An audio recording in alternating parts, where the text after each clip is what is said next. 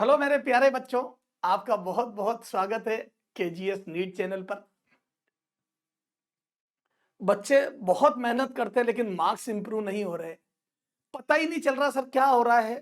उम्मीद करते हैं कि इस बार 650 700 तक मार्क्स ले आएंगे लेकिन सर 450 तक सिमट कर रह जाते हैं, है ना। तो बेटा अब अपना मिशन है कि हम अपने नाम के आगे डॉक्टर लगा लें। उसमें मैं जो आपकी हेल्प कर सकता हूं वो केजीएस जो आपकी हेल्प कर सकता है वो करने की पूरी पूरी कोशिश करेंगे।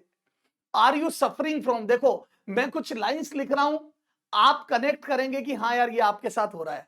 आर यू सफरिंग फ्रॉम, अगर आपके मार्क्स कम है तो इनमें से कोई ना कोई प्रॉब्लम आपके साथ जरूर है। आर यू सफरिंग फ्रॉम, आता तो सब है था पर पेपर छूट गया। सर आता तो सब था पर पेपर छूट गया। जब भी टेस्ट देते सर आता तो सब था लेकिन पेपर छूट गया। ये बच्चे का एक कॉमन। सर घर आकर सब हो जाते हैं पर एग्जाम हॉल में पता नहीं क्या हो जाता है। घर आकर सब हो जाते हैं पर पता नहीं एग्जाम हॉल में क्या हो जाता है।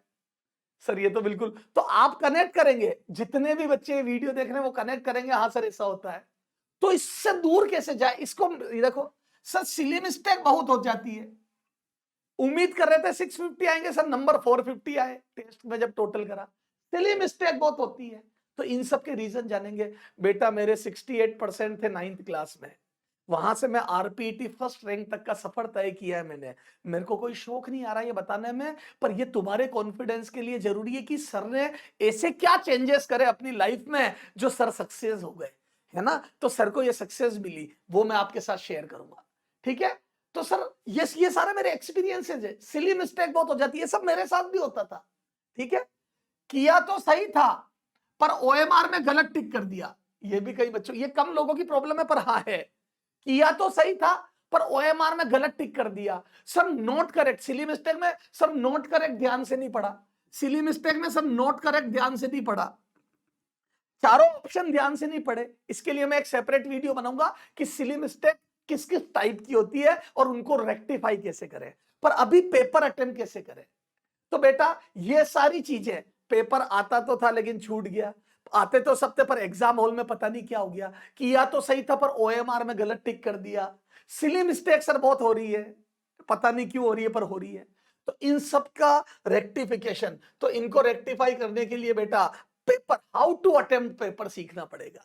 ये मिस्टेक कैसे दूर करेंगे तो उसके लिए सीखना पड़ेगा आपको एमए पेपर अटेम्प्ट स्ट्रेटेजी। आपको समझना पड़ेगा how to attempt paper, how to attempt paper. तो बेटा देखो हाउ टू अटेम्प्ट पेपर में paper attemption is a art. बच्चा ये समझ ही नहीं पाता है, बिना प्लानिंग किए पेपर देने चले जाते, बस खूब पढ़ते हैं, पढ़ पढ़ के सेलेक्ट होना चाहते हैं। नहीं, पेपर अटेम्प्ट करना आर्ट है बेटा। कई बच्चे होते हैं जो एवरेज नॉलेज से भी कंपटीशन एग्जाम निकाल लेते हैं। सर कैसे, बेटा जो एग्जामिनर होता है वो एक सोच से पेपर बनाता है, ठीक है। इजी क्वेश्चन सुनना, easy question, tough question, medium question, उन सबको मिक्स करके इस तरीके से माहौल बनाया जाता है। आप देखना जब आपको पेपर मिलता है, इतना मोटा पेपर मिलता है किसी भी कंपटीशन एग्जाम का, अब उस पेपर की मोटाई देख के यादें तो खत्म हो जाते हैं। क्यों, वो डर जाते हैं एकदम कि यार इतना मोटा पेपर कैसे सोल्व करेंगे। तो ये आप पे ऊपर प्रेशर बनाया जाता है। इतने बड़े पेज में, इतने बड़े पेज में इतना बड़ा क्वेश्चन लिख के इतना रफ स्पेस दे दिया जाता है, तो एक पेज पे वो एक या दो क्वेश्चन छापते हैं, बड़े बड़े डायग्राम बनाते हैं। उससे क्या होता है, बुकलेट बड़ी हो जाती है और बच्चा डर जाता है। डरे नहीं, आप अगले की प्लानिंग को समझे। जो पेपर सेटर है वो आपके ऊपर प्रेशर बनाना चाहते हैं, तो आपको एंटी प्लानिंग करनी होगी। तो पेपर एग्जामिनर क्या करता है, 70% इजी, 20% मीडियम, 10% टफ को इस तरीके से डिस्ट्रीब्यूट करते हैं कि आप जब आगे से पेपर अटेम्प्ट करते हो तो भी टफ टफ क्वेश्चन पहले दिखते हैं, फिर आप घबरा जाते हो, पीछे से अटेम्प्ट करते हो लास्ट क्वेश्चन से तो भी टफ टफ पीछे से मिलते हैं, फिर आप इतने परेशान हो जाते हो कि सब्जेक्ट ही चेंज कर लेते हो, एक सब्जेक्ट से दूसरे पे, दूसरे से तीसरे पे जंप करने लगते हो और आपको पसीना पसीना आ जाता है। थोड़ी देर में आप पसीने पसीने हो जाते हो। तो अगला अपनी प्लानिंग में कामयाब हो गया। अब जैसे ही तुम घबरा गए, आगे से टफ पीछे से टफ, आप घबरा गए, तो आप क्या करते हो, फिर मिस्टेक चालू होती है। फिर छोटी छोटी चीजें, यूनिट ध्यान से नहीं पढ़ी, ठीक है, चारों ऑप्शन ध्यान से नहीं पढ़े, फिर सिली मिस्टेक होना चालू होती है। तो ये समझ में आ गया कैसे होती है ये। तो सिली मिस्टेक तब होती है जब हम घबरा जाते हैं। घबराते कैसे, अगला प्लानिंग करता है, जो उसने 10% 15% टफ क्वेश्चन डाले हैं उनको इस तरीके से बिखेर देता है पेपर में कि हम डर जाते हैं। अब हम कैसे बचे उससे, तो आ जाओ। तो देखो मैं एक छोटा सा पेपर ले रहा हूं आपका, अगली स्लाइड में 10 क्वेश्चन दूंगा। अब सुनना ध्यान से, ये 10 क्वेश्चन है आपके सामने। मैं कोई नॉलेज चेक नहीं कर रहा हूं आपका, मैं कोई आपकी फिजिक्स केमिस्ट्री मैथ या कोई भी जीके पीके कुछ भी चेक नहीं कर रहा हूं। मैं तो वो क्वेश्चन दे रहा हूं जो बिल्कुल सिंपल है, सिंपल इन द सेंस सबको आते हैं, जो भी वीडियो देख रहा है सबको आते हैं। बस मैं ये बताना चाहता हूं इन क्वेश्चनों को अटेम्प्ट कैसे करोगे। अब देखो ये मैंने बोर्ड पे 10 क्वेश्चन लिखे, एक छोटा सा पेपर।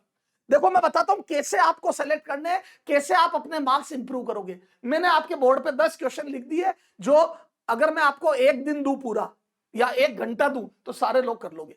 मैंने 1 आवर का टाइम दिया, तो ये वीडियो देखने वाला कोई ऐसा बच्चा नहीं जो इन सारे 10 क्वेश्चनों को कर नहीं सकता, तो 1 घंटे में सब कर लेंगे। तो हमारे पेपर की डिमांड ये थोड़ी है ना है कि टाइम बहुत सारा है और नंबर ऑफ क्वेश्चन लिमिटेड है, नहीं।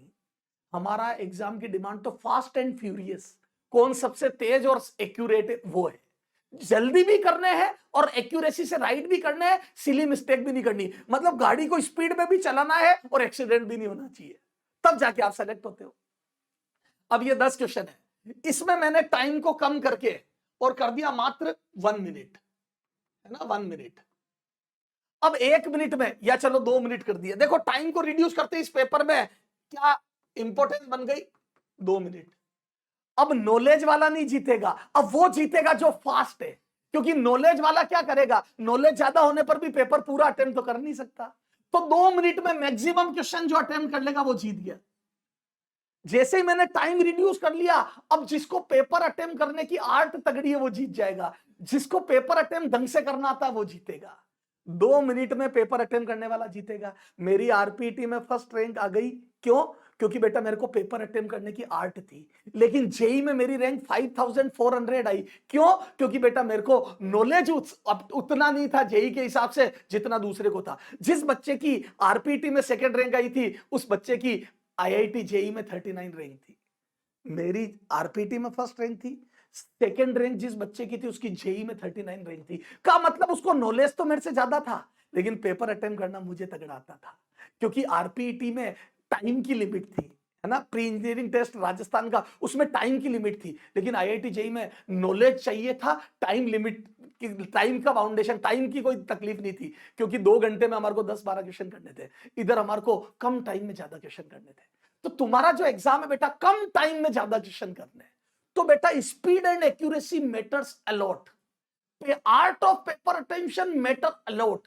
कई ऐसे बच्चे होते हैं जो कम नॉलेज में भी उनको पछाड़ देते हैं जिनको ज्यादा नॉलेज है, क्योंकि उसको पेपर अटेम्प्ट करना आता है। तो देखते हैं, अब देखो 2 मिनट, आपने पेपर आगे से स्टार्ट करा, आप देखो ये करा, अब इसमें कैलकुलेशन है 0.33, 0.75, 24, जबरदस्त कैलकुलेशन है।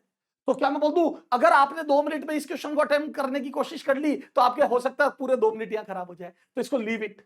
अब देखो ये कैलकुलेशन है तो इस पर बी लिख दो, तरीका बता रहा हूं, इस पर बी लिख दो, बी मतलब सेकेंड अटेम्प्ट में अटेम्प्ट करेंगे, है ना, बी मतलब सेकेंड अटेम्प्ट, सी मतलब और बाद में और एक क्रॉस लगा दो जो आता ही नहीं है, ठीक है साहब। अब ये देखो वैल्यू ऑफ, इसमें भी देखो कैलकुलेशन है, तो बच्चा घबरा जाता है, पहला नहीं हो रहा है, दूसरा भी नहीं हो रहा, देखो 2 की पावर 3, 4 की पावर 4, 336 कैलकुलेशन है, तो इस पर भी बी लिख दो। घबराओ मत, क्योंकि 2 मिनट में अगर आपने इनको अटेम्प्ट कर लिया तो 2 मिनट पूरे हो जाएंगे। तो इस पे बी लिख दिया, इस पे बी लिख दिया, बाद में करेंगे। अब तुम घबरा के पीछे चले जाओगे तो पीछे से भी देखो कैलकुलेशन ही कैलकुलेशन है, तो बेटा घबराने से नहीं, इत्मीनान से, कोई बात नहीं, 2 क्वेश्चन पे भी कोई दिक्कत नहीं, 2 मिनट में वैसे भी आपको सारे क्वेश्चन तो कर नहीं सकते, तो बी लिख दो। अब देखो याद है बेटा, अब जो यहां पर घबराया नहीं वो तीसरा क्वेश्चन देखो इजी आ गया। देखो क्वेश्चन पढ़ो, एरिया ऑफ सर्कल दिया हुआ है 16 पाई सेंटीमीटर स्क्वायर, तो देन इट्स डायामीटर, तो डायामीटर बताना है। अब सर्कल का एरिया तो पाई आर स्क्वायर, ये देखो पाई आर स्क्वायर करा आपने बराबर 16 पाई, ठीक है, सेंटीमीटर स्क्वायर, तो पाई से पाई कैंसिल हो गया, तो आर की वैल्यू आ गई 4 सेंटीमीटर। अब बच्चा क्या करता है, जो इनमें घबरा गया, जिन्होंने इनमें कैलकुलेशन कर ली, जिन्होंने यहां टाइम वेस्ट कर दिया, वो जल्दी जल्दी में 4 सेंटीमीटर टिक कर देगा, गलत है।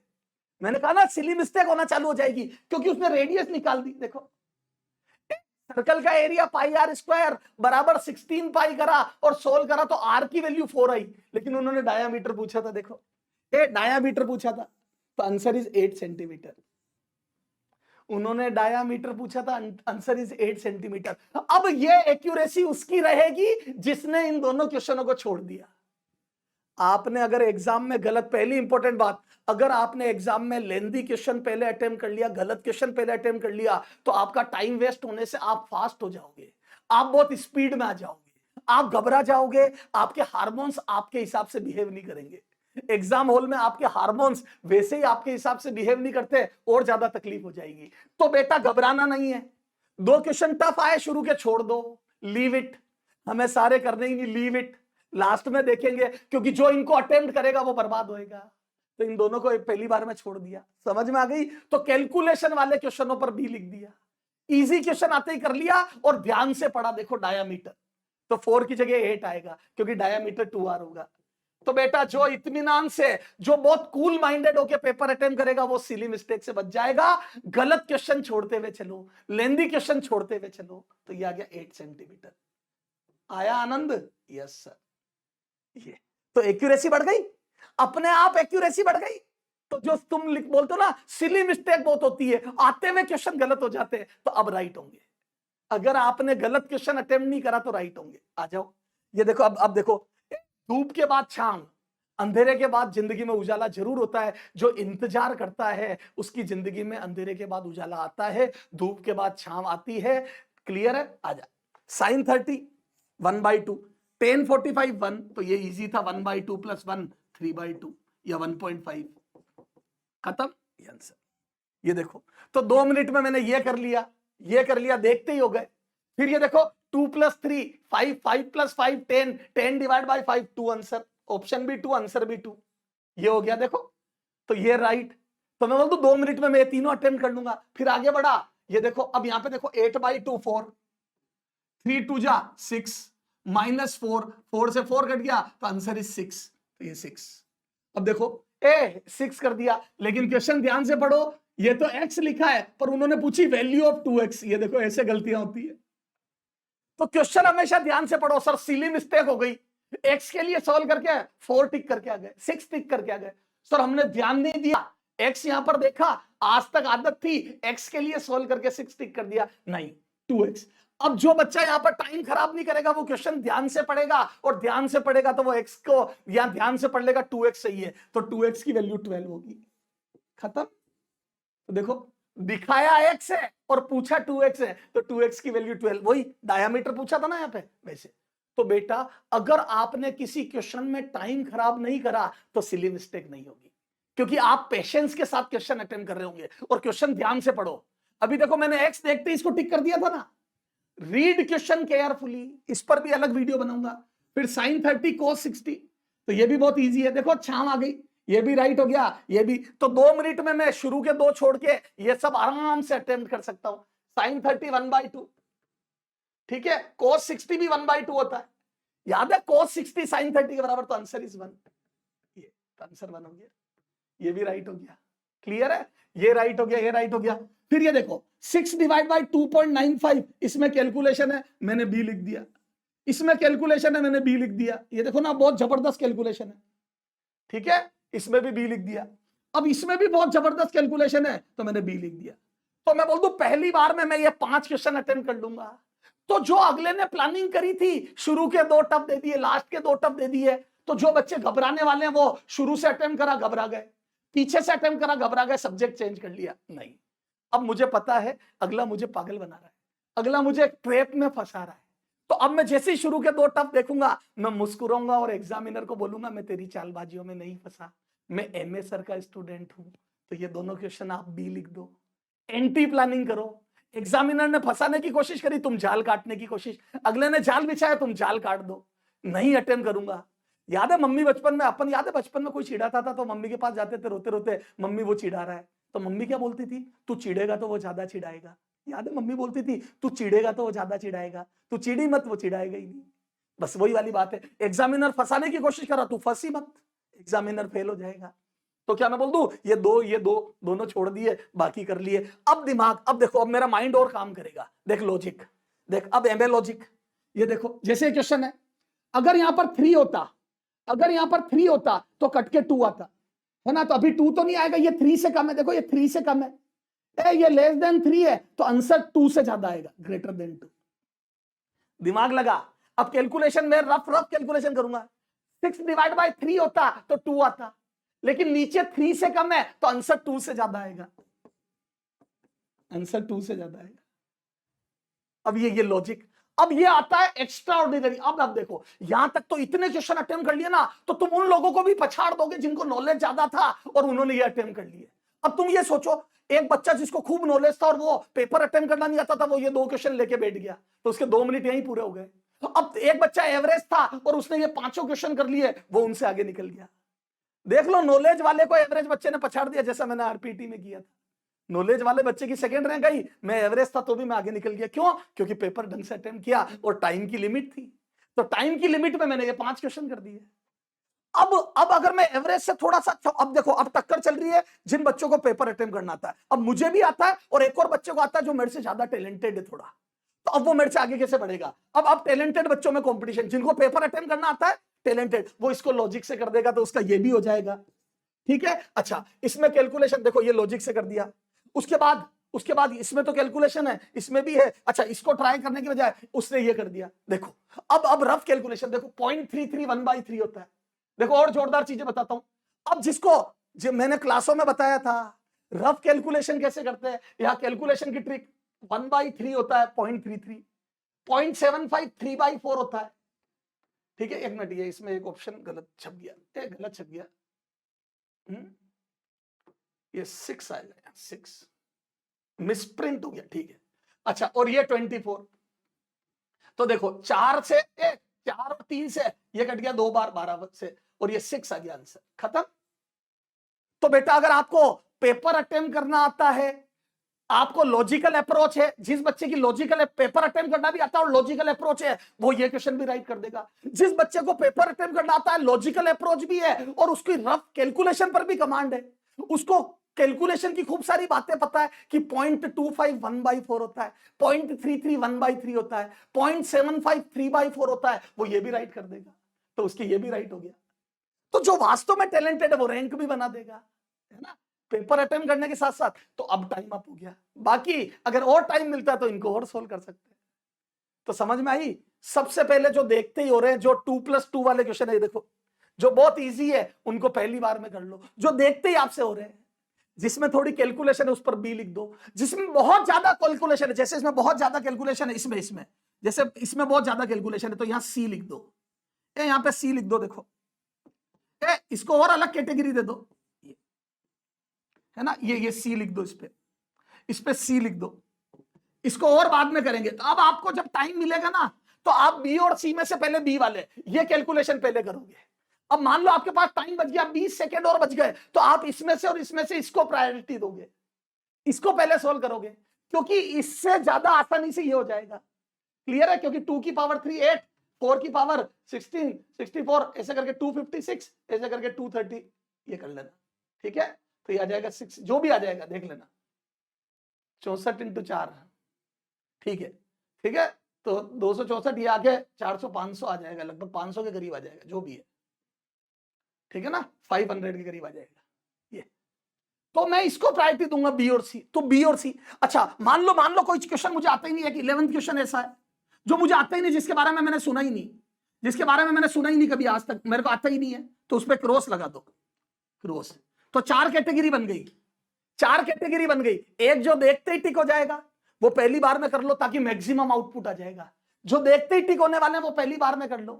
तो क्वेश्चन पढ़ते जाओ, सारे क्वेश्चन ध्यान से पढ़ते जाओ, जो जिसमें कैलकुलेशन थोड़ी सी है उसको, थोड़ी ज्यादा है उसको बी लिख दो, जिसमें बहुत ज्यादा है उसको सी लिख दो, और जो आते ही नहीं है, जिसके बारे में मुझे कोई नॉलेज ही नहीं है, उसको क्रॉस मार दो, ताकि ये बार बार हम अटेम्प्ट नहीं करें। एक क्रॉस मार दो, ताकि अगली बार जब सेकंड बार पेपर को देखूं तो इन क्रॉस वालों पे ध्यान ही ना दूं, बी वालों पर पहले ध्यान दूं, सी वालों पर उसके बाद ध्यान दूं। तो देखते ही जो हो रहे वो सबसे पहले करूंगा, थोड़ी कैलकुलेशन वालों पर बी लिखूंगा, ज्यादा कैलकुलेशन वालों पर सी लिखूंगा, जो बिल्कुल नहीं आते उन पर क्रॉस लगा दूंगा।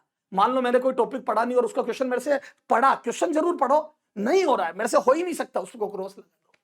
तो अब आपको क्या हो गया, अगली बार जब पहली बार में देखते ही वाले कर दिए, फिर सेकंड बार में जाओगे तो बी वालों पर ध्यान जाएगा, सी और क्रॉस को पढ़ने में टाइम वेस्ट नहीं होगा। खत्म। तो मैं उम्मीद करता हूं आपको समझ आया होगा हाउ टू अटेम्प्ट पेपर। अब आप कभी भी गलत क्वेश्चन में टाइम वेस्ट नहीं करोगे। अब जब यहां टाइम वेस्ट नहीं करोगे तो पेपर कभी छूटेगा नहीं आपका।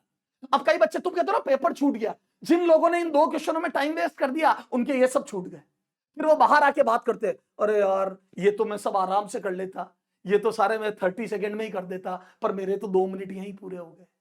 तो जो बच्चे बाहर आके बात करते हैं ना, यार मेरा पेपर छूट गया क्योंकि मेरे यहाँ पर बहुत टाइम वेस्ट हो गया, अब नहीं होगा, अब नहीं होगा। ये वीडियो देखने के बाद अब नहीं होगा, क्योंकि अब आप क्या कर रहे हो, अब इन क्वेश्चनों में आप टाइम वेस्ट नहीं करके इजी।